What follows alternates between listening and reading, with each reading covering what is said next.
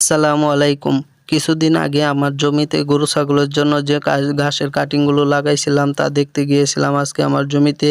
গিয়ে দেখি ঘাসগুলো ভালোই বড় হয়েছে, কিছু কাটিং পচে গিয়েছে। তার কারণ হচ্ছে গিয়ে আমাদের এখানে লাগালাগি কিছুদিন বৃষ্টি হয়েছিল। আপনারা সকলেই জানেন বাংলাদেশে ২১ তারিখ পর্যন্ত নিম্নচাপ নেমেছিল, যার কারণে আমার গাছগুলো তেমন বাড়তে পারেনি। তারপরও মোটামুটি আলহামদুলিল্লাহ বেশ ভালো ঘাসই হয়েছে। এখন যদি কালকে কিছু সার দিয়ে দিতে পারি তাহলে অতি শীঘ্রই ঘাসগুলো কাটা যাবে এবং এই ঘাসগুলো প্রতি কাটায় ঘাস বৃদ্ধি হতে থাকে। মানে যখন একটা কাটা দেব তখন ঘাসের গোড়া থেকে কুশি বের হবে। কুশি বের হয়ে হয়ে এগুলো অনেক সুপালো হবে। আপনারা ইউটিউবে ভিডিও দেখতে পারেন ঘাসের। অনেক ঘাস যাদের গরু ছাগল আছে, জমি রয়েছে, তারা আপনারা এভাবে নেপিয়ার বা যারা যেকোনো ঘাস চাষ করে ফেলতে পারেন। এটা হচ্ছে আমার ধানের জমি, সাথেই ধানের জমি, তার এক সাইড দিয়ে যেখানে গাছ রৌদ্র আসে না সেই জায়গায় আমি এই গাছ লাগিয়ে দিয়েছি। দেখা যাক কেমন ফলন হয়।